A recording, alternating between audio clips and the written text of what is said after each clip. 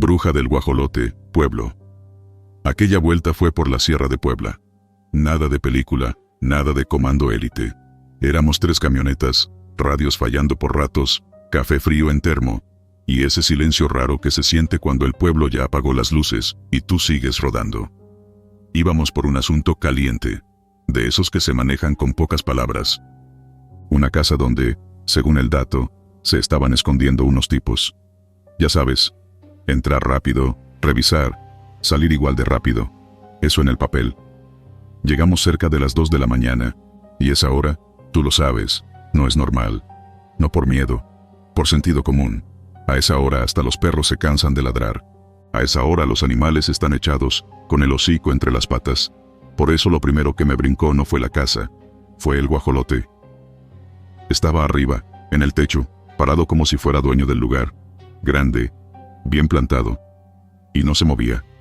No caminaba, no picoteaba, no hacía ruidos, nada. Solo estaba ahí, quieto, y con la cabeza girada hacia nosotros. Yo pensé, se subió y se quedó atorado, o se escapó de algún corral, cualquier cosa, menos lo que vino después. Nos bajamos en silencio, con esa costumbre de no hacer más ruido del necesario. El aire estaba helado y húmedo. Olía a leña vieja, a tierra mojada, a ese humo que se queda pegado en la ropa. Yo sentía el chaleco pesado, como si me apretara el pecho. Y de pronto, ese guajolote me hizo sentir observado. Pero de verdad observado, como cuando alguien te mira con coraje, y tú lo sientes aunque estés de espaldas. Mi compañero, el más bravo del grupo, fue el primero que lo notó bien. ¿Ya viste eso?, me dijo bajito. Sí. ¿Qué onda con ese animal? El guajolote no parpadeaba. Y no es que yo sea experto en guajolotes, pero... ¿tú has visto uno mirarte así? Como si estuviera midiendo quién eres. Como si te reconociera. Nos acercamos un poco. La casa estaba callada, ventanas oscuras, puerta principal cerrada. Nada se movía adentro. Ningún foco prendido. Pero el techo, allá arriba, tenía esa figura inmóvil. Y ahí viene la parte que a mí todavía me da coraje recordar. Mi compañero encendió el láser verde del arma. Ese puntito que uno usa para ubicar, para marcar. Lo apuntó directo a la cara del guajolote. Y el guajolote se tapó. Así. Se tapó la cara con el ala, como una persona cuando le avientas la luz de golpe. No fue que se agachara como animal asustado. No fue que se volteara para otro lado. Se cubrió, lento, exacto, como con intención. Y luego, desde debajo del ala, nos siguió mirando. Yo sentí que se me heló la espalda. Me salió una risa nerviosa, de esas que no son risa. No manches, murmuré. ¿Viste eso? Mi compañero se quedó quieto. Ni habló. Solo apretó la mandíbula. El guajolote no se fue. No voló. No chilló. No hizo el típico escándalo que hacen cuando se alteran. Nada. Como si el láser no lo espantara. Como si le molestara, pero no le diera miedo. Yo en ese momento me dije, ya, estás pensando tonterías. Es un animal, punto. Pero la cabeza no obedece cuando algo se te mete en el estómago. Hicimos lo que teníamos que hacer. Rodeamos la casa, revisamos perímetro, escuchamos. Olimos ese aire quieto donde cualquier paso se oye doble. No encontramos a nadie, ni un ruido adentro. Y eso, lejos de tranquilizar, empeoró la cosa. Porque cuando todo está demasiado tranquilo, algo no cuadra. Te juro que mientras caminaba, yo sentía al guajolote arriba, como un foco clavado en la nuca. A ratos, creía escuchar un rasguño en las láminas. A ratos, el viento sonaba como respiración. Y ahí es donde uno empieza a pelear con su propia mente. No seas ridículo, no seas ridículo. Cuando terminamos, ya casi eran las 3. Antes de subirnos, mi compañero volvió a alzar el arma, como con esa necesidad de probar que él manda. El puntito verde se fue otra vez a la cara del animal. Y otra vez, el ala subió, se cubrió el mismo lado de la cara. Y lo peor, es que el guajolote, por un segundo, hizo un sonido bajito. No fue un glu-glu normal. Fue como un gruñido ahogado, como si algo adentro de él estuviera molesto. Yo le dije, ya déjalo, compa, no ganamos nada. Él me miró como si yo estuviera exagerando, pero apagó el láser. Nos fuimos. La carretera de regreso fue rara, nadie hablaba, y eso en nosotros no era común. Siempre hay chistes malos, desahogo, lo que sea. Esa noche, puro silencio. Solo el motor y las piedras pegando en el guardafango.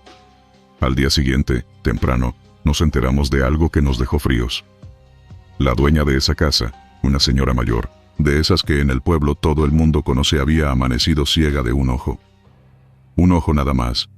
Y no, mejor no veo bien. No. Ciega, de un solo lado. Cuando nos pasaron el dato, a mí se me vino el guajolote a la mente de inmediato.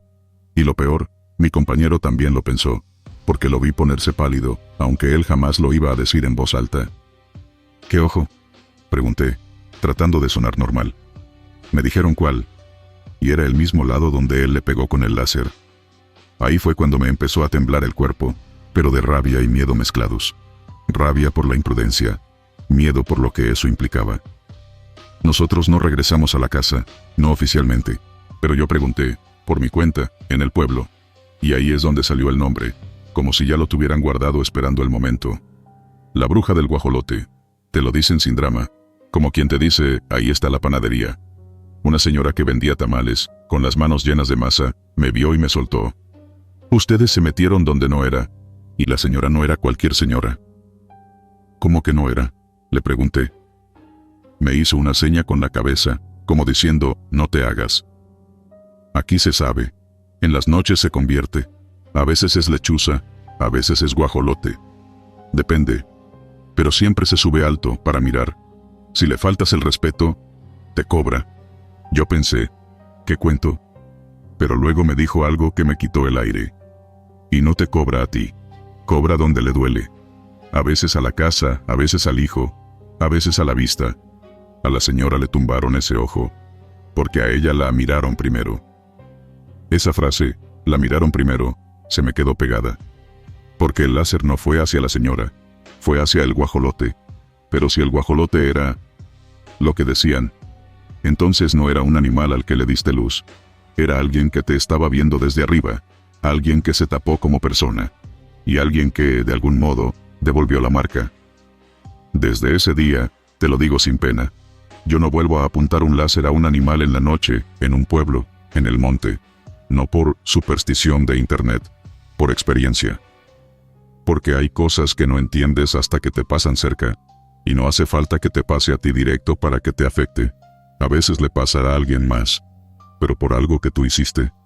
Mi compañero, el mismo que se burlaba de todo, cambió. No de golpe, pero cambió. Empezó a apagar el láser sin que nadie se lo pidiera. Empezó a mirar los techos cuando llegábamos a cualquier lado. Y hubo una noche, semanas después, que lo escuché rezar bajito antes de dormir. Él, que nunca rezaba. Cuando le pregunté por qué, me dijo, «Porque no quiero que me devuelvan el favor». Y con eso me basta. Yo no sé si era bruja, si era coincidencia, si fue una enfermedad rara que justo pegó ese día. Yo no tengo pruebas en un papel. Lo que tengo es la escena grabada en la cabeza. 2 de la mañana, sierra callada, un guajolote en el techo que no debería estar despierto, y ese gesto humano de cubrirse la cara. Así que si tú un día andas por un pueblo, y ves un animal arriba, quieto, mirándote como si te conociera, hazte un favor, no lo provoques, no le juegues al valiente. Baja la mirada, sigue tu camino, y deja las cosas como están. Porque en la sierra, a veces, lo que parece solo un animal, está ahí para verte, y si te marca primero, luego no digas que no te avisaron. Grabación perdida del 85, frecuencia de emergencia. La cinta llegó a mí como llegan esas cosas que uno no está buscando, en una caja de cartón húmeda, con olor a polvo viejo y a metal, junto con cables enredados y revistas amarillentas. Un amigo estaba limpiando la casa de su abuelo, y me dijo, «Llévate lo que quieras, esto se va para la basura». Yo soy de los que se entretienen con cacharros, con radios viejos, con cualquier cosa que todavía tenga tornillos y botones. Ahí, entre casetes sin funda y pilas muertas, vi uno que me hizo frenar. Tenía una etiqueta escrita a mano, con marcador negro, medio corrida por el tiempo. Frecuencia de emergencia 19 de septiembre de 1885. Me quedé mirándolo un rato, como si el casete me estuviera mirando a mí. Porque esa fecha no es cualquier fecha. Esa fecha, aquí en México, pesa. Aunque no lo hayas vivido, la escuchas desde niño. El temblor, los edificios que se doblaron, la gente gritando nombres, manos sacando manos del concreto. La ciudad partida. Me lo guardé en la mochila y no dije nada. No por misterio, sino por respeto. O eso me conté. Esa noche, ya en mi casa, lo vi otra vez encima del escritorio. Yo tengo un reproductor viejo, de esos que todavía tienen 2 bocinas y un botón rojo de rec que ya ni funciona. Lo limpié con una servilleta. Soplé el polvo del casete como si fuera Nintendo. Me dio risa la comparación, y al mismo tiempo sentí un cosquilleo raro en el estómago, como cuando te vas a meter a una azotea a oscuras. Antes de poner play pensé, seguro es una grabación de radio, de esas que se filtraban, o un tipo que grabó noticias. Algo histórico, pues. Algo fuerte, sí, pero normal. Le di play. Al principio fue puro shh, estática espesa, de la que raspa. Luego apareció una voz humana, cansada, con ese tono de radio de emergencia, apurado pero tratando de sonar firme. Unidad 3, repito, Unidad 3, reporten. Otra voz, más lejos, como si estuviera al lado pero en otra habitación. Hay gente atrapada, necesitamos herramienta. Se colaba ruido de fondo, sirenas, golpes, gritos, algo cayéndose, y un silencio raro entre frases, como si cada uno estuviera eligiendo qué decir para no quebrarse. Yo me acomodé en la silla y subí un poquito el volumen. Me dieron escalofríos, pero de esos de, estoy escuchando historia real. El cuerpo se te pone atento, como si tú también estuvieras ahí, con polvo en la lengua. La cinta seguía. No se metan al edificio, está tronando. Hay una niña aquí, hay una niña, está viva. Y luego, otra vez estática. Hasta ahí todo era duro, sí, pero entendible. Lo que uno imagina del caos. Lo raro empezó cuando noté un sonido por debajo, como un murmullo que no encajaba. No era una sirena, no era un grito, era como una risa, pero no de persona, no de ja ja ja normal. Una vibración grave, como si alguien se riera con el pecho, sin aire. Pensé que era el casete dañado, o el reproductor, o que yo ya me estaba sugestionando por la fecha. Le bajé un poco, lo subí, lo volví a bajar. Me acerqué con la cara a la bocina, casi pegando la oreja. La estática parecía moverse como agua sucia, y en medio de eso se colaba algo, como si estuviera hablando desde el otro lado del ruido. Volví a escuchar una frase clara de un soldado. Saquen a la señora con cuidado, tiene la pierna atorada. Y detrás se oyó. No fuerte, no clarísimo, pero lo suficiente para que se me erizara el brazo completo. Míos. Me quedé congelado, no porque fuera una gran palabra. Es una palabra normal, pero el tono no era normal. Era una voz gruesa, como si viniera de una garganta enorme, y lo decía con una calma que no correspondía al desastre, como si estuviera disfrutando. Me dio un golpe de calor en la cara, de esos que te suben desde el cuello. Tragué saliva y me reí nervioso, como tratando de apagar lo que acababa de sentir. Seguro es alguien cerca del micrófono, pensé. Algún loco, algún rescatista traumado, cualquier cosa. La cinta avanzó. Vamos a entrar por la ventana, por el lado sur.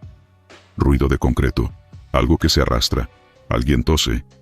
Cuidado, cuidado. Y entonces se oyó un estruendo, un golpe seco, como si un piso entero hubiera cedido. Gritos. La radio se llena de voces encimadas. Se cayó. Se cayó. Apártense. No, no, no. Yo apreté los dientes, me dolió el pecho. Y ahí volvió esa risa, ya no bajita, ya no escondida, más clara, más cerca, como si el que se estaba riendo hubiera dado un paso hacia el micrófono.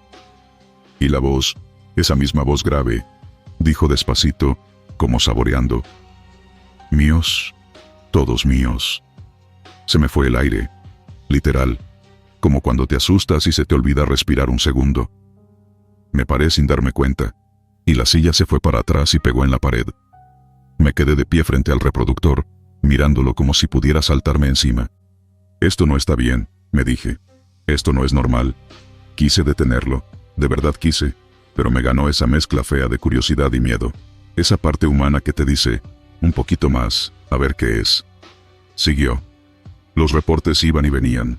Algunos eran claros, coordenadas, órdenes, gritos por médicos. Otros eran casi puro ruido, como si el micrófono se llenara de polvo. Se escuchaban pasos corriendo, gente llorando. un hombre repitiendo el nombre de alguien una y otra vez, hasta que se le quiebra la voz.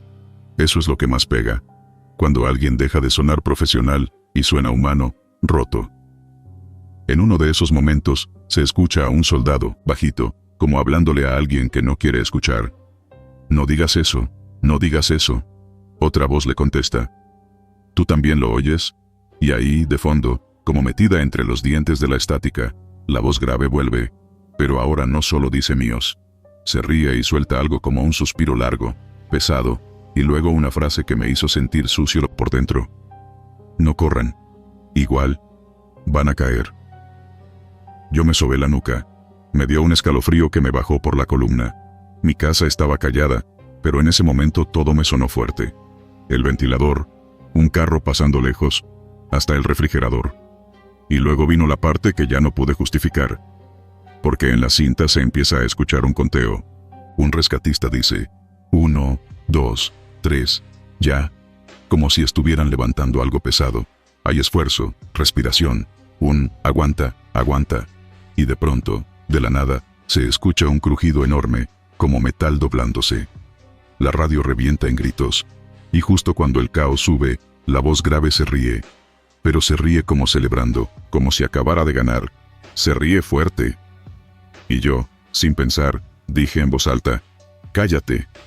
Mi propia voz me asustó. Sonó ridículo, como regañando a la tele. Pero fue instinto, fue rabia, fue miedo. La cinta siguió como si nada.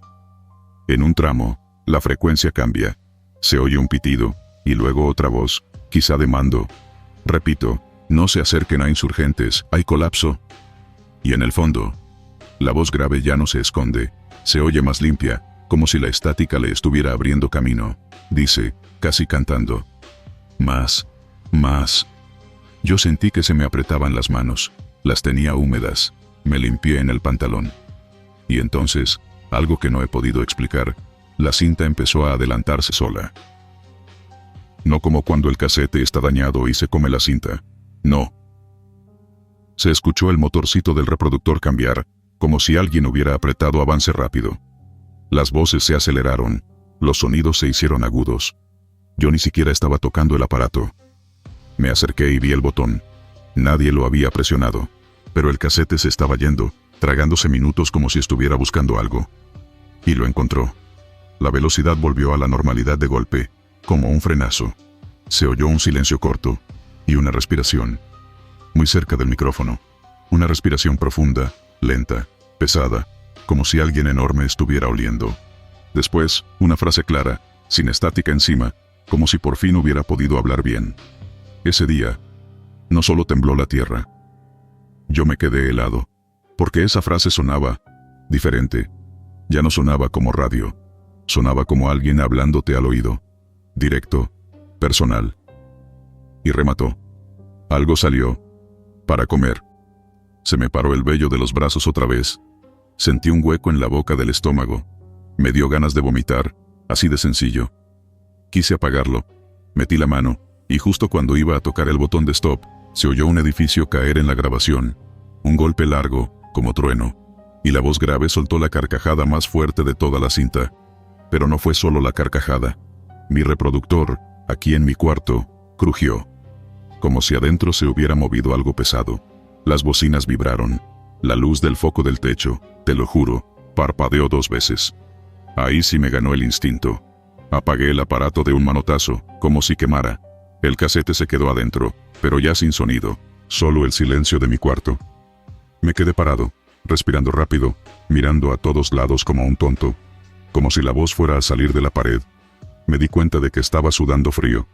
Y lo peor fue que, en ese silencio, por un segundo, me pareció escuchar la misma risa, pero sin casete. Bajita, lejos, como dentro del edificio. Me fui directo a la cocina, prendí la luz, abrí la llave del agua como si eso me hiciera compañía. Me eché agua en la cara, me miré al espejo y me vi pálido, con los ojos bien abiertos. «Ya», me dije, «ya la regaste, por andar de curioso». Volví al cuarto con cuidado, como si hubiera un animal ahí. El reproductor estaba apagado, todo normal.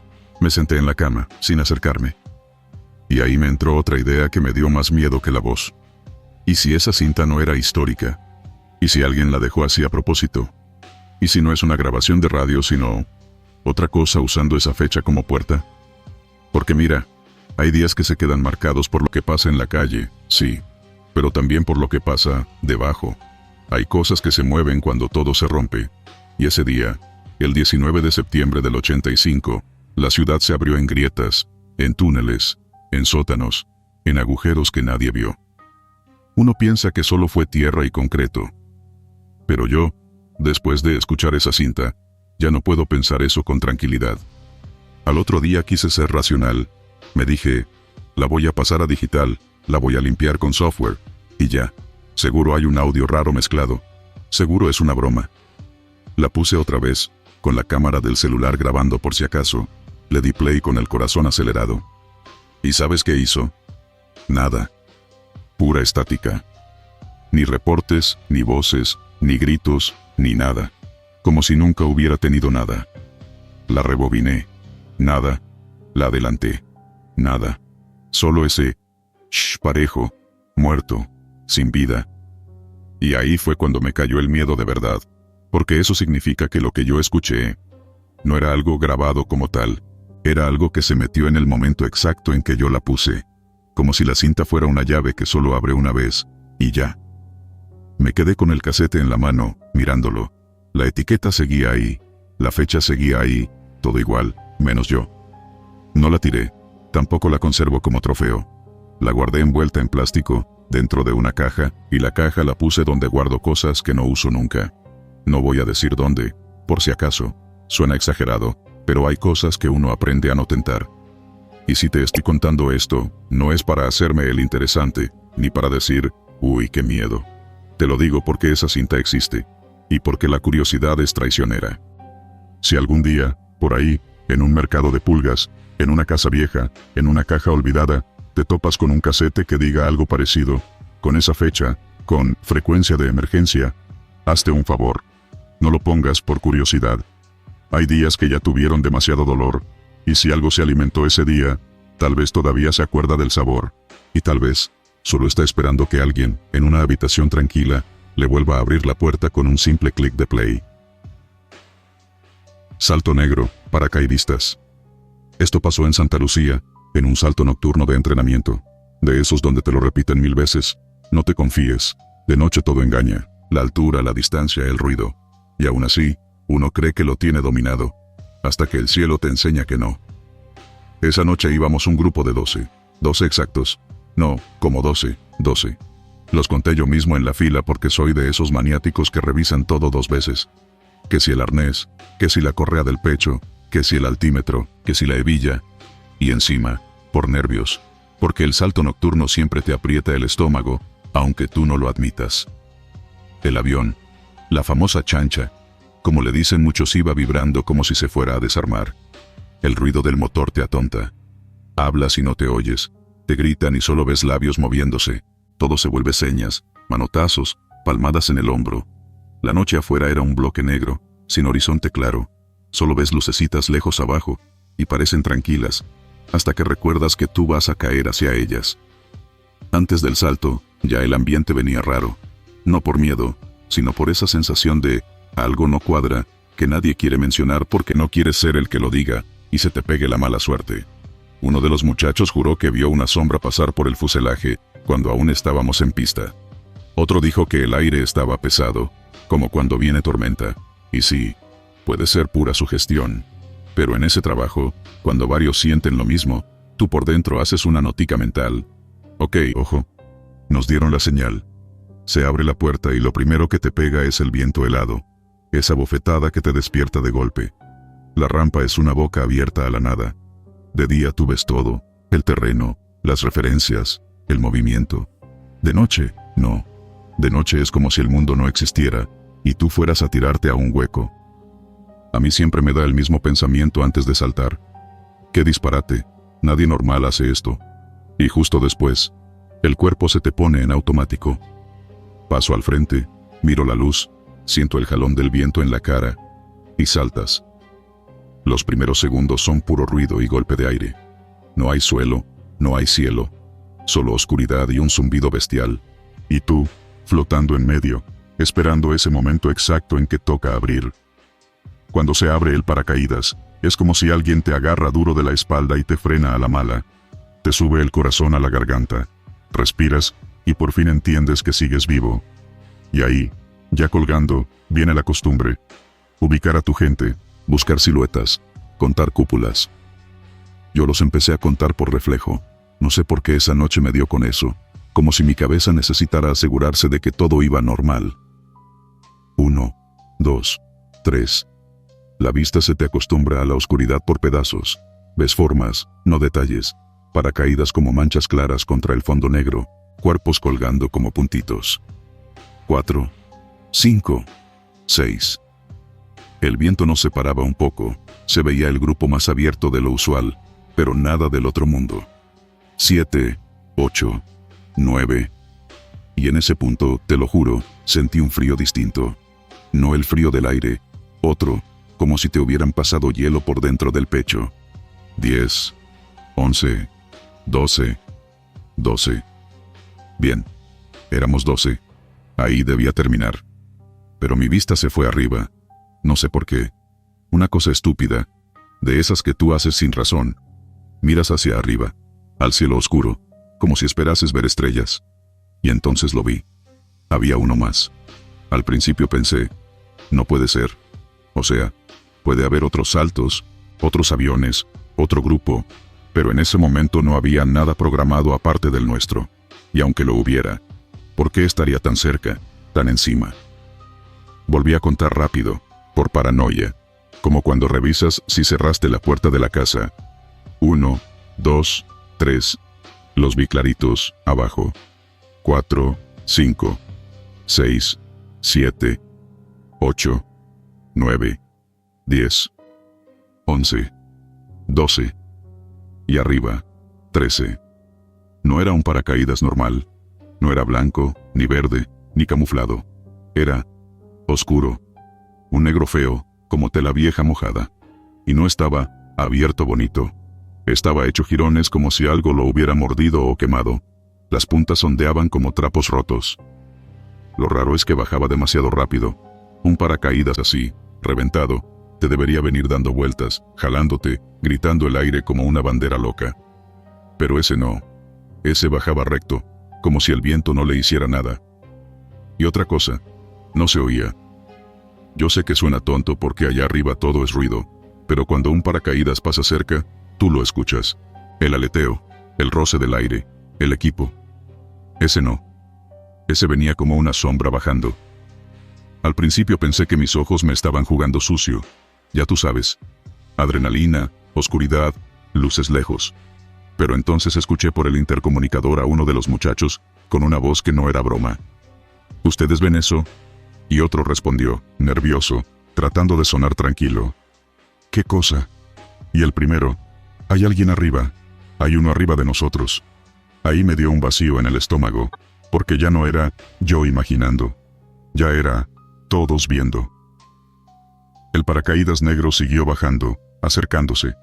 Y cuando pasó a mi lado, lo vi lo suficiente para que se me quedara grabado. No tenía el equipo completo, no tenía casco, no tenía la mochila como debe ser, era como un uniforme colgando de huesos.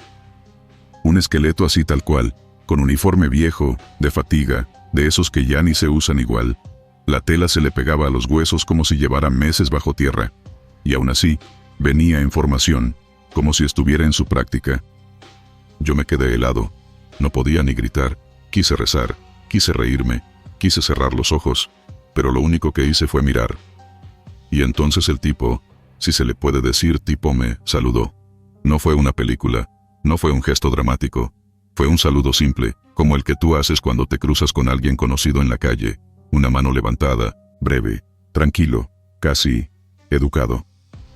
Eso fue lo peor, que no parecía algo enojado, no parecía un monstruo, parecía alguien cumpliendo un trámite, como diciendo, aquí ando. Pasó, siguió bajando, y yo lo seguí con la mirada. La tierra estaba cerca ya. Se veía el área de aterrizaje como un parche oscuro, con puntos de luz de referencia. Tú estás concentrado en llegar bien, en no partirte una pierna, Pero esa noche nadie estaba pensando en eso. Todos estaban mirando abajo, buscando dónde iba a caer ese 13. Y cayó. O sea, bajó hasta el suelo directo. No cambió rumbo, no giró, no corrigió. Como una piedra. Y justo cuando debía levantar polvo, o rebotar, o por lo menos marcar su llegada, desapareció. Sin golpe, sin nube, sin nada. Como si el suelo se lo hubiera tragado. El silencio que vino después fue pesado. Hasta el ruido del viento se sentía raro. Y ahí me pegó el pensamiento más claro de la noche. Eso no era un error. Eso estaba previsto. No por nosotros, por otra cosa. Aterrizamos como pudimos. Varias caídas feas, porque nadie tenía la cabeza en su cuerpo. A mí me temblaban las manos cuando solté los ganchos. Sentía la boca seca y la lengua como de cartón. Nos reunieron rápido. Y lo primero que pasó no fue un regaño, ni una charla técnica. Fue esa mirada entre todos, como preguntando, ¿tú lo viste? Y sí, todos. Uno dijo, yo lo vi clarito, manito. Era un muerto. Otro, más serio, soltó. No fue un muerto, fue alguien que no terminó de caer. Y ahí se armó el debate típico, que si fue ilusión, que si fue otro grupo, que si fue un paracaídas que se soltó, que si fue un maniquí. Pero nadie se sostenía en su propia explicación, porque había detalles que no cuadraban. Porque si hubiera sido otro grupo, ¿dónde estaba el avión? Porque nadie reportó. Si era un maniquí, ¿por qué saludó? Si era ilusión, ¿por qué lo describimos igual, sin ponernos de acuerdo? Después llegó un superior, nos mandó a callar y a concentrarnos. Dijo lo que siempre dicen cuando algo se sale del guión. Que no se comentara, que no se inventaran cuentos, que eso solo trae problemas. Pero ahí mismo, esa misma noche, pasó algo que terminó de amarrar el nudo. Un instructor viejo, de esos que no hablan mucho, se me acercó mientras guardábamos el equipo. Me miró como si ya supiera todo desde antes y me dijo bajito, «¿Lo contaste, verdad?» Yo no respondí, solo lo vi. Y él siguió, como si estuviera dando una receta. Siempre aparece cuando cuentan, si no cuentas, no lo ves. Se me erizó la piel. Le pregunté lo único que me salió. ¿Quién es? Y él, sin mirarme, como quien recuerda algo que no quiere recordar. Dicen que fue un paracaidista que se quedó en el aire. Un salto viejo. Un error. Un corte. No sé. Pero desde hace años, cuando hay salto nocturno, a veces sale el 13. ¿Y por qué negro? El viejo apretó los labios, tragó saliva y soltó. Porque eso no es tela de equipo. Eso es luto. Después se fue, como si ya hubiera dicho demasiado. Yo esa noche no dormí bien. Cada vez que cerraba los ojos, lo veía pasando al lado mío, tranquilo, saludando, como si el cielo fuera su pasillo personal. Y lo peor no era imaginarlo matando. Lo peor era imaginar que ya estaba ahí desde antes, y que nosotros solo lo notamos porque nos dio por contar. Desde entonces, cuando veo ese video y escucho a la gente decir, qué montaje, qué edición, qué invento, yo no discuto. ¿Para qué? Uno sabe lo que vivió. Lo único que sí digo, si alguien me pregunta en serio, es esto. Si algún día te toca un salto nocturno, no te hagas el valiente. Revisa tu equipo, haz lo tuyo. Pero no te pongas a contar paracaídas por estar de curioso, porque si esa noche el cielo te devuelve un número que no te cuadra, tal vez el problema no sea tu cuenta. Tal vez el problema es que alguien más también está saltando. Y ese alguien nunca aterriza del todo. Reptil de la alcantarilla. Todo empezó por algo bien típico. Una queja. Gente diciendo que se están robando el agua, que hay una toma clandestina, que por eso no llega presión. Y ya tú sabes cómo es eso. Mandan a 2 o 3 a revisar, sin tanto show, sin cámaras oficiales, sin patrullas, porque la ciudad no se para por un rumor. Íbamos 2 compañeros y yo. Nada heroico. Botas, lámparas, un par de herramientas, y ese mal humor que te da cuando te toca meterte a un sitio donde el aire se siente viejo. Entrar a un drenaje de noche no es como en las películas. No hay música, no hay niebla bonita, hay humedad pegajosa, el eco raro de tus propios pasos, y el sonido constante del agua corriendo por debajo, como si el túnel respirara. Y dependiendo de la zona, se siente el olor, una mezcla de basura mojada, grasa, químicos, y algo más, como metal oxidado. Te va cerrando la garganta poquito a poco. La entrada era por una boca grande, de esas que parecen tragarte. Bajamos con cuidado, alumbrando todo. Las paredes tenían esa baba verdosa que te hace resbalar si no pisas bien. Y la verdad, uno se acostumbra a ver cosas desagradables ahí abajo. Ratas grandes, cucarachas como tapas de refresco, hasta animales muertos. A veces gente. Sí, gente. Por eso uno entra siempre tenso, aunque no lo diga. Caminamos un tramo largo. El túnel era ancho, como para que pase un carro chiquito si pudiera. El agua negra corría por una canaleta central, no muy profunda, pero lo suficiente para esconder cualquier cosa. Y ese es el problema, que tú alumbras, pero la luz se la traga el agua, se ve como aceite. Íbamos hablando bajito, en ese tono que uno usa cuando siente que no está solo, pero no quiere admitirlo. Mi compañero, el más joven, iba atrás, preguntando cada rato si de verdad había que seguir. El otro, el más viejo, iba delante conmigo. Y por más que se hacía el duro, yo le veía los hombros tiesos. Llegamos a una parte donde el túnel se abre un poco, como una especie de unión de varios drenajes. Ahí el sonido cambia. El eco se vuelve más amplio, como si estuvieras dentro de un tanque. Y también cambia el aire. Se siente más pesado, como si faltara oxígeno. Yo me paré un segundo y respiré por la boca, porque por la nariz ardía. Aquí huele peor, dije, y no era por quejarme. Era raro. Seguimos. Alumbrábamos las paredes buscando señales, tubería recién puesta, cemento fresco, algo que delatara la famosa toma. Y sí vimos cosas. Un cable, unas marcas de botas, basura reciente. Señales de que alguien sí entraba por ahí. O sea, no era cuento. Y entonces pasó. No fue un grito, no fue un golpe. Fue algo más simple, y por eso mismo se siente más real. Un movimiento al fondo, del lado del agua. Primero pensé que era una rata enorme. Esos animales no corren, se deslizan. Pero esto se arrastraba como pesado, como si tuviera barriga o cola, y dejaba un sonido de raspar, como uñas en concreto mojado. Me quedé quieto, y alumbré fijo. ¿Vieron eso?, pregunté, sin subir la voz. Los dos se quedaron callados, y ahí, en ese silencio, el túnel pareció ponerse más grande, más frío. La cosa se movió otra vez, más cerca de donde pegaba la luz, y yo dije lo primero que se me ocurrió, porque el cerebro busca lo conocido cuando no entiende. Parece un caimán. No sería la primera vez. Hay gente que compra animales raros, y cuando crecen, los tiran donde sea. Y uno oye historias, que apareció un cocodrilo en un río, que hallaron una boa en una alcantarilla, cosas así.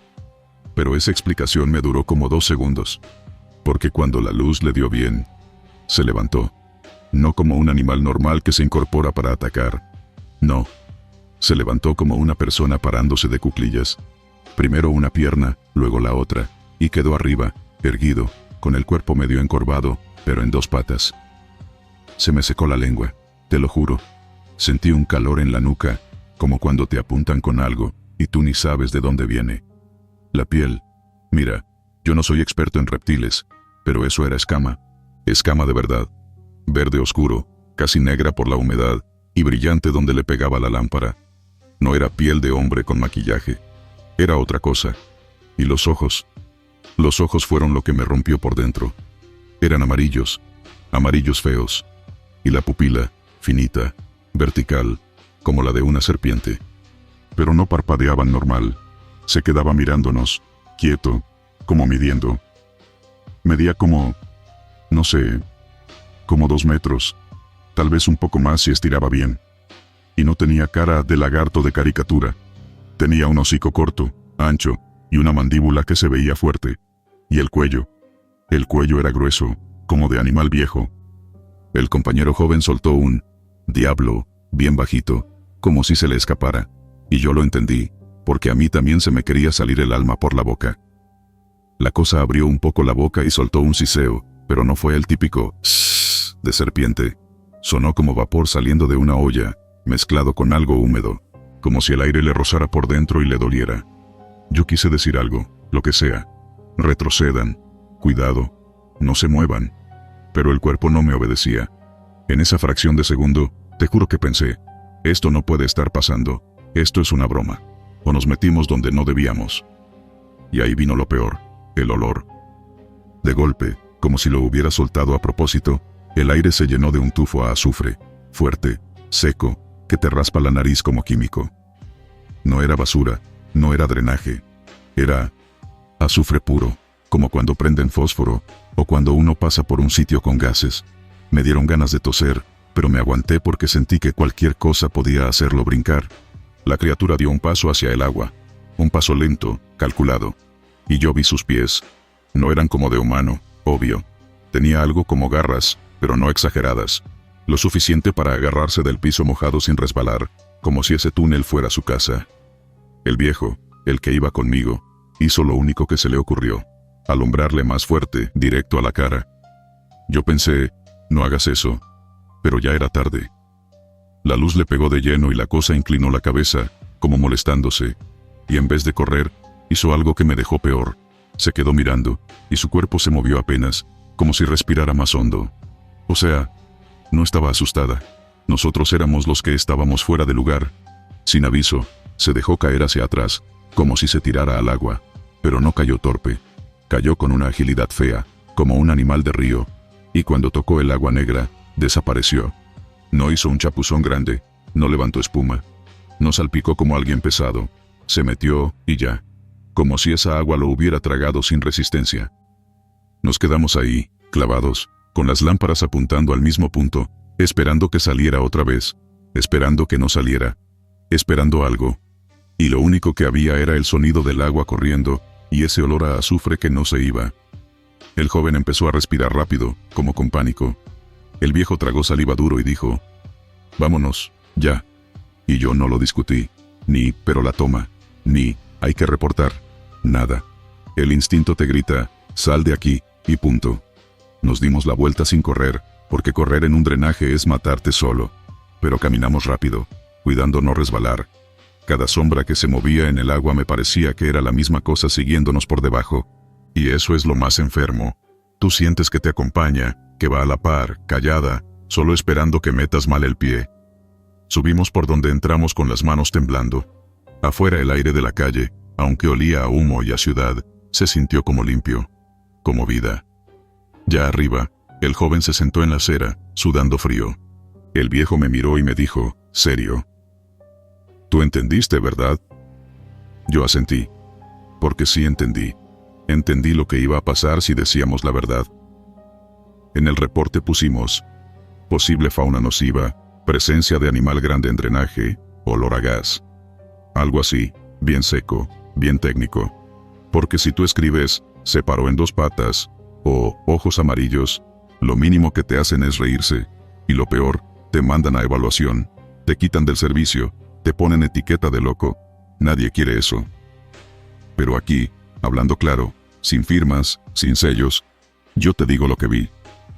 Y desde esa noche tengo una regla que no negocio. Si en un drenaje, en un túnel, en una alcantarilla, tú sientes de repente olor a azufre, así de la nada, como químico fuerte, sin explicación, da la vuelta, no mires, a ver qué es. No te pongas valiente, no te quedes a grabar. Porque hay lugares de la ciudad que no son de la ciudad, son de otra cosa, y a veces, solo a veces, esa cosa se deja ver. Para que tú entiendas el mensaje, estás pisando donde no es. Bala de plata, leyenda de sargentos. La primera vez que lo noté fue en una revisión rápida antes de salir al monte. Yo iba nuevo todavía, con esa manía de mirar todo y de creer que todo tiene explicación. Estábamos formados, y el viejo pasó frente a mí. Se le marcó el bultito en la camisa cuando se agachó a amarrarse bien la bota. Fue un brillo mínimo, como cuando el sol le pega a algo metálico y te guiña el ojo. A mí me dio curiosidad, y la curiosidad, en el ejército, a veces te salva. Y a veces te mete en problemas. Yo no dije nada ahí. Me lo guardé. Esa noche salimos, patrulla corta, de esas que parecen tranquilas hasta que el monte te recuerda que no le importas. La humedad te pega en la piel como una camisa mojada. El olor a tierra viva te llena la nariz. Y el silencio. Ese silencio pesado que no es paz, es vigilancia. Caminábamos en fila, separados, como nos enseñaron. Cada quien con su respiración controlada, contando mentalmente los pasos, cuidando no pisar ramas secas. Yo iba sintiendo el sudor bajarme por la espalda, y el rifle en la mano ya me pesaba más por la tensión que por el metal. De repente, algo No sé cómo decirlo sin que suene exagerado. Algo nos empezó a seguir. No lo vimos. No lo oímos claro. Pero lo sentías. Como cuando te están mirando fijo y tú, sin voltear, lo sabes. El sargento no se puso nervioso, pero cambió. Eso sí lo noté. Apretó la mandíbula, levantó un poquito el mentón, y nos hizo una seña con 2 dedos, bien bajita, sin hablar. Atentos. Y el monte, como si entendiera la seña, se puso raro. No fue un ruido grande, fue peor. Fue como si los ruidos normales se apagaran.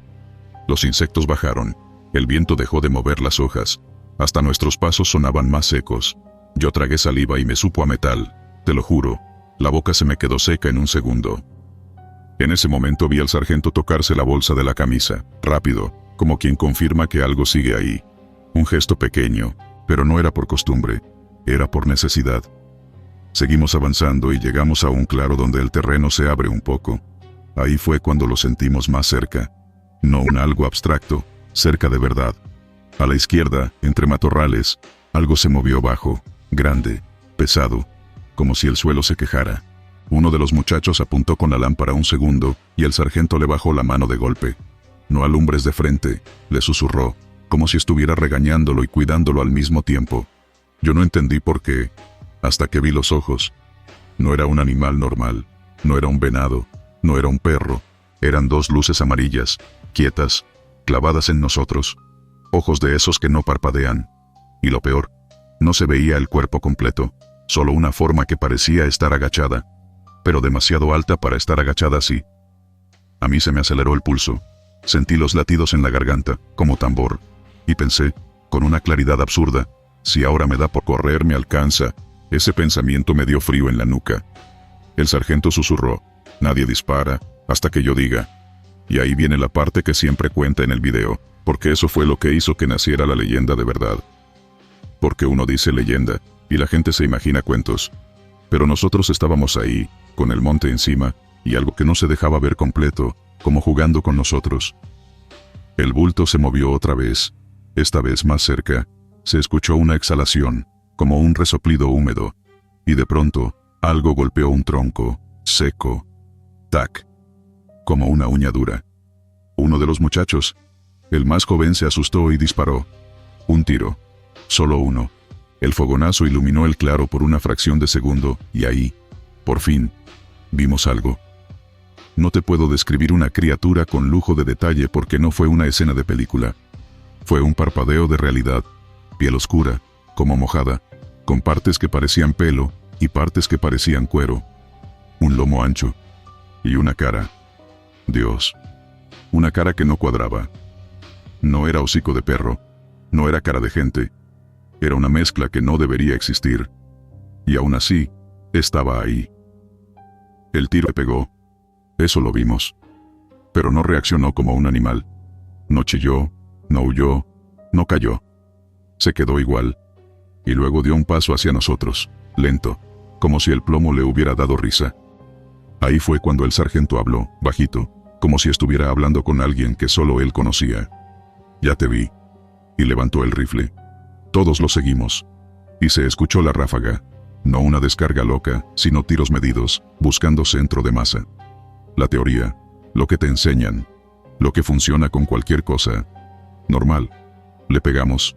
Sí. Varias veces. ¿Y qué hizo eso? Nada. Te juro que nada, es literal. No vi sangre. No vi caída. No vi esa reacción de, me duele, me voy. Lo que vi fue que esa cosa se enderezó un poquito más, y el aire se puso más pesado. Yo sentí un olor raro, como animal mojado mezclado con humo de llanta quemada. Me revolvió el estómago. Ahí yo pensé, ¿qué es esto? Y otra voz en mi cabeza respondió sin permiso. Esto no es para nosotros. Entonces el sargento hizo lo que no encaja en un reporte. Bajó el rifle, metió la mano a la bolsa de la camisa, y sacó el cartucho suelto. Lo sostuvo un segundo entre los dedos, como si fuera algo delicado. A la luz mínima, alcanzamos a ver la punta marcada con una cruz raspada, hecha a mano. No era decoración, era un rasguño profundo, como si alguien lo hubiera hecho con coraje. Y ahí el sargento, con calma que daba miedo, sacó el cargador, jaló la palanca, e hizo un cambio rápido. No fue un ritual dramático. Fue más bien como un mecánico que sabe exactamente qué pieza está fallando. Metió ese cartucho. Y antes de apuntar, dijo algo que se me quedó grabado, no por lo que significa, sino por lo simple. Ahora sí. Disparó una sola vez. Un tiro seco, limpio. Y la cosa reaccionó como si la hubieran desconectado, no como animal herido, como si algo dentro se apagara de golpe. Se tambaleó, dio 2 pasos torpes, y cayó de lado, pesado, como costal mojado. Y ahí sí, silencio de verdad. De esos silencios que te dejan oyendo tu propia respiración. Yo me quedé con el rifle arriba, temblando sin querer. Sentía el hormigueo en los dedos, como cuando se te duerme la mano por el frío, pero era por adrenalina. El sargento no celebró, no se acercó corriendo, no dijo ya estuvo, solo respiró hondo y nos hizo una seña de retroceso. Nos vamos. Y alguien preguntó, casi sin voz, ¿qué era, mi sargento? Él no respondió de una vez, miró hacia donde cayó la cosa, y luego miró hacia el monte oscuro, como si supiera que había ojos todavía. Lo que tú creas que era, pero no te acerques. Nos retiramos, y mientras caminábamos de vuelta, pasó algo que terminó de sembrar la idea en mi cabeza. No escuchamos que algo nos siguiera, ya no, pero sí sentimos, como si el monte nos estuviera mirando con más coraje, como si hubiéramos ganado una pelea que no debíamos ganar. Llegamos al punto de reunión antes del amanecer. Cuando por fin hubo luz, y el cansancio te cae encima como piedra, me atreví a preguntarle lo del cartucho. Ya estábamos sentados, comiendo algo frío de la bolsa, con la cara sucia y los ojos rojos de desvelo. El sargento se quitó la gorra, se pasó la mano por la frente, y ahí se le volvió a marcar la bolsa del pecho, ya vacía. Yo le dije, directo, porque no me salían más vueltas. Mi sargento, ¿y esa bala qué? ¿Por qué la trae ahí siempre? Él me miró como se mira a alguien que todavía cree que el mundo es lógico. Soltó una risa corta, sin alegría, y dijo, mira hijo, hay cosas a las que el plomo normal no les hace gran cosa, y uno no anda cargando suerte, anda cargando regreso. Yo tragué saliva, no sabía si reírme o quedarme serio. Él siguió en voz baja, para que los demás no escucharan del todo. Eso me lo dio un sargento viejo cuando yo estaba como tú, de nuevo. Me dijo, guárdala donde la sientas, porque cuando haga falta, no vas a tener tiempo de buscarla. Me quedé mirándolo, y él, como si ya supiera mi siguiente pregunta, remató. Que si es brujería, llámale como quieras. En el monte hay gente y hay otra cosa, y tú no quieres descubrir la diferencia cuando ya estás encima. Esa fue la primera vez que oí la frase, seguro de vida, sin que fuera broma. Después de ese día, lo del cartucho se volvió tema de pasillo. Nadie lo decía duro, nadie lo anotaba, pero todos, de alguna forma, lo respetaban. En los operativos siguientes, yo lo vi hacer lo mismo más de una vez. Tocarse la bolsa, antes de entrar a un lugar donde el ambiente se sentía raro. Como si ese cartucho fuera una promesa. Si el mundo se pone injusto, yo tengo una última opción. Y ahí se fue armando el origen de la leyenda que sale en el video. El sargento que carga una bala marcada, no para presumir, sino porque ya la necesitó una vez. Lo curioso es que la gente pregunta, ¿y de qué está hecha? Y, ¿es de plata de verdad? Y mira, yo no soy joyero. Yo no le pasé un imán. Yo no la llevé al laboratorio. Lo que sí sé es esto. Esa noche, a una cosa que no se inmutó con una ráfaga, le bastó un solo tiro de ese cartucho para caerse como piedra. Y desde entonces, cada vez que alguien se burla y dice, esos son cuentos, yo me acuerdo de los ojos amarillos quietos, del olor raro en el aire, de la piel que parecía mojada, aunque no llovía. Y del sonido exacto del cuerpo al caer. No fue mágico de película, fue peor, fue real. Así que si tú algún día escuchas a un viejo decir que en el monte hay cosas que no respetan reglas, no lo interrumpas para reírte, déjalo hablar. Porque a lo mejor él no está contando una historia para asustarte. A lo mejor te está avisando. Y si te toca andar por caminos raros, de noche, con el monte callado, si sientes que el aire cambia y que el silencio se pone demasiado perfecto, no te confíes. No te hagas el valiente. Y por lo que más quieras, no te acerques a ver qué es. Hay veces que la diferencia entre volver y no volver es una cosa tan pequeña como un cartucho suelto en una bolsa de camisa. Cuarto de guerra abandonado. Todo empezó por algo bien tonto. Limpieza. Estaban moviendo oficinas, tirando archiveros, sacando chatarra acumulada de años. Ya sabes, esa limpieza profunda, que se hace cuando va a venir una inspección, o cuando cambian mandos y quieren que todo se vea bonito. A mí me tocó con otros dos bajar al sótano del cuartel general, porque allá abajo hay un cuarto que nadie usa. Chequen qué hay y saquen lo que sirva. El sótano no es como en las películas, con telarañas dramáticas y puertas chirriando. Es más feo. Humedad vieja, olor a cartón mojado, y ese aire pesado que se te pega en la garganta, como si hubieras masticado polvo. Las lámparas de tubo parpadeaban, medio amarillas, y el eco de las botas se escuchaba raro, como si el lugar no quisiera que sonara nada. Mientras bajábamos, uno de los muchachos, el que siempre anda de bromista, dijo: a ver si nos sale un ratón del tamaño de un perro.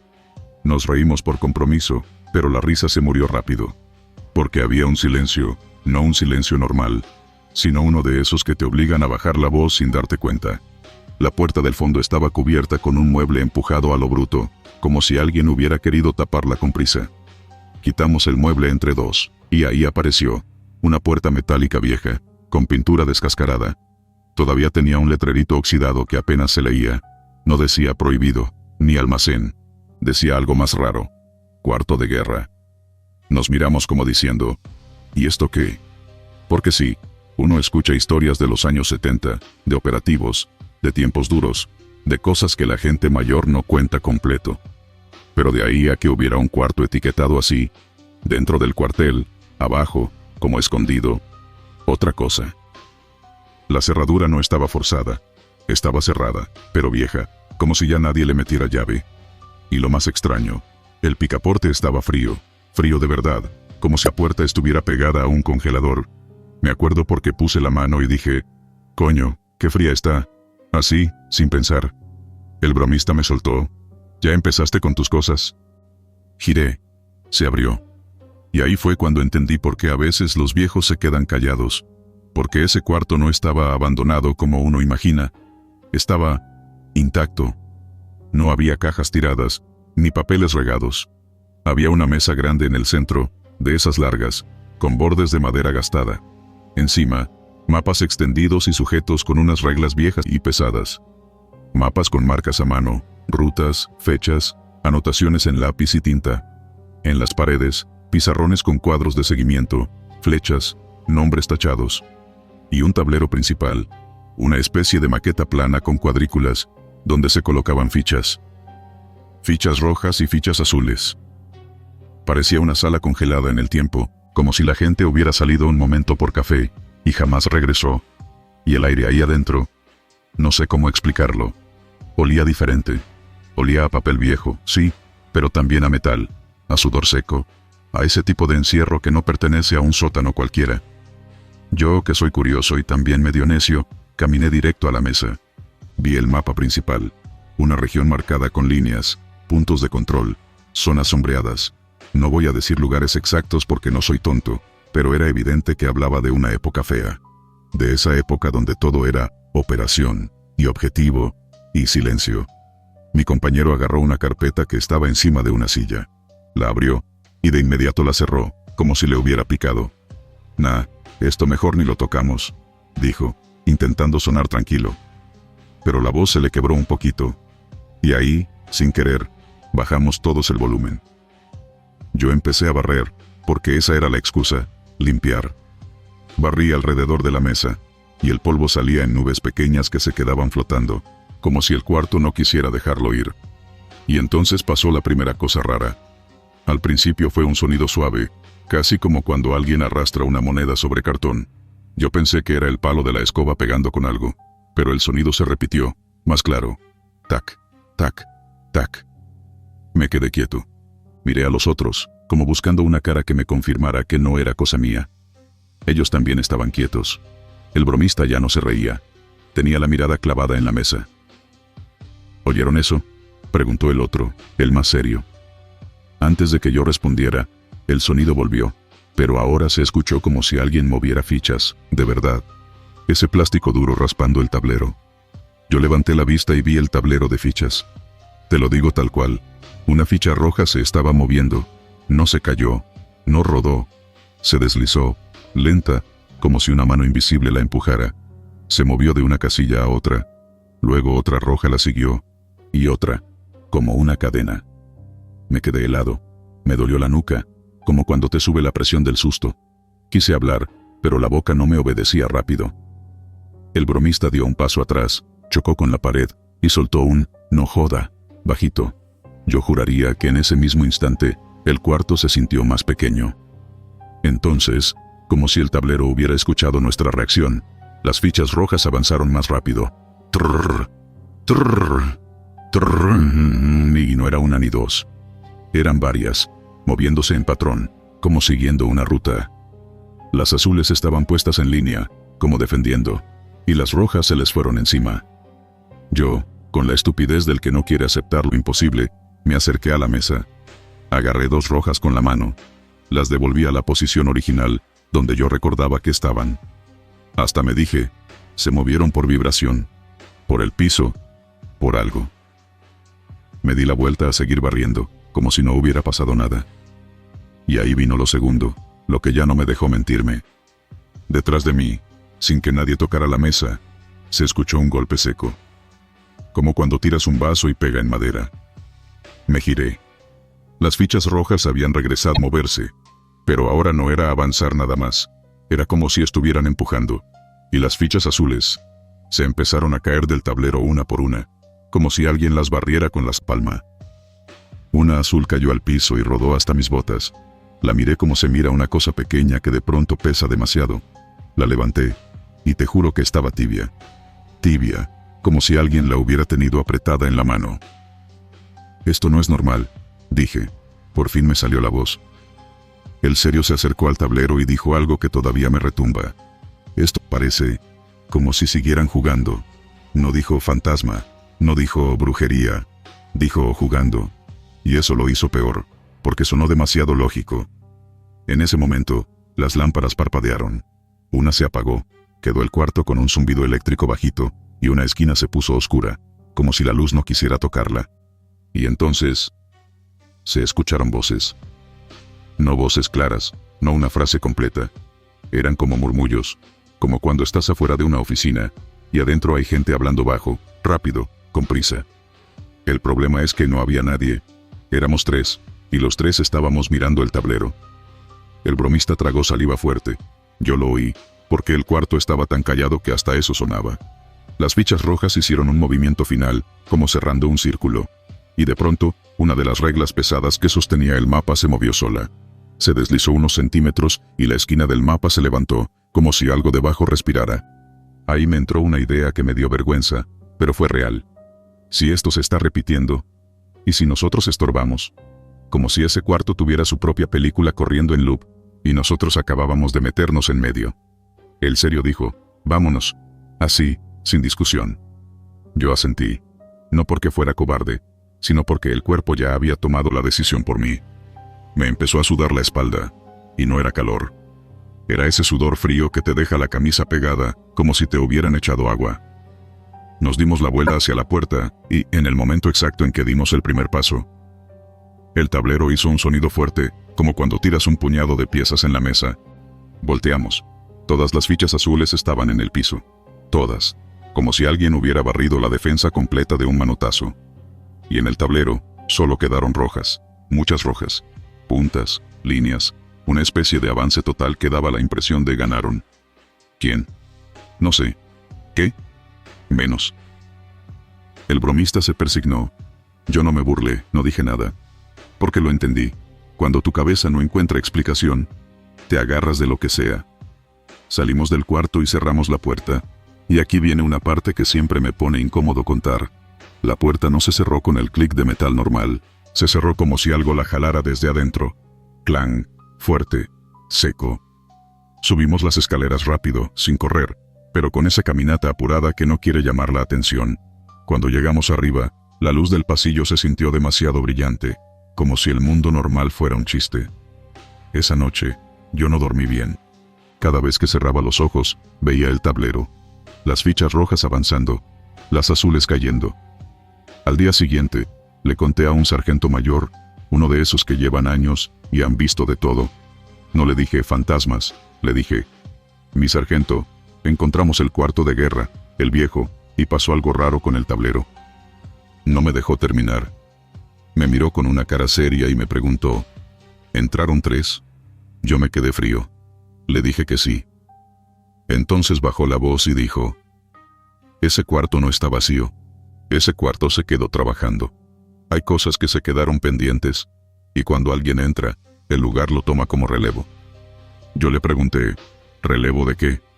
Y él, con una calma que me dio más miedo que cualquier grito, me respondió: de una batalla que no acabó en los papeles.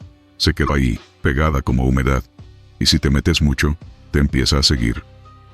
Ese mismo día, cuando intentamos volver con más gente para verificar, la puerta ya no abrió. Y lo peor, el letrerito oxidado que decía cuarto de guerra, alguien lo había arrancado. No había marca de herramientas. No había tornillos en el suelo. Solo el hueco, limpio, como si nunca hubiera existido. ¿Y el video? El video fue un accidente. Uno de los muchachos, no el bromista, otro, tenía el celular grabando, por si encontrábamos algo chistoso. Lo dejó grabando en el bolsillo sin querer. Cuando revisaron el audio, se escucha el barrido, los pasos, y luego, el tac-tac. Y después ese sonido de fichas moviéndose, clarito. No se ve nada porque era bolsillo, pero se oyen nuestras voces, y el silencio raro del cuarto. Ese archivo empezó a pasar de mano en mano, y ahí fue cuando nació la leyenda con fuerza, que abajo, en el sótano, hay un cuarto que todavía sigue en guerra. Yo personalmente, no sé si llamarlo espíritu, memoria, o simplemente un lugar cargado de cosas que la gente no quiso soltar. Lo que sí sé es esto: desde ese día, cuando paso cerca de la escalera del sótano, me da un impulso tonto de bajar la voz, como si alguien pudiera escucharme desde abajo. Y si tú estás pensando, yo bajaría para ver, déjame decirte algo sin adornos. Hay curiosidades que no te dejan igual, porque una cosa es oír historias, y otra es sentir que, por unos minutos, te convertiste en una ficha más en un tablero que nadie entiende. Así que mi consejo, mi advertencia si quieres, es simple. Si un lugar dentro de un cuartel está cerrado desde hace décadas, y todavía huele a trabajo, a urgencia, a órdenes viejas, no lo despiertes por juego. Hay batallas que no terminan cuando se apagan las luces. A veces, se quedan esperando a que alguien vuelva a entrar, para seguir moviendo las piezas.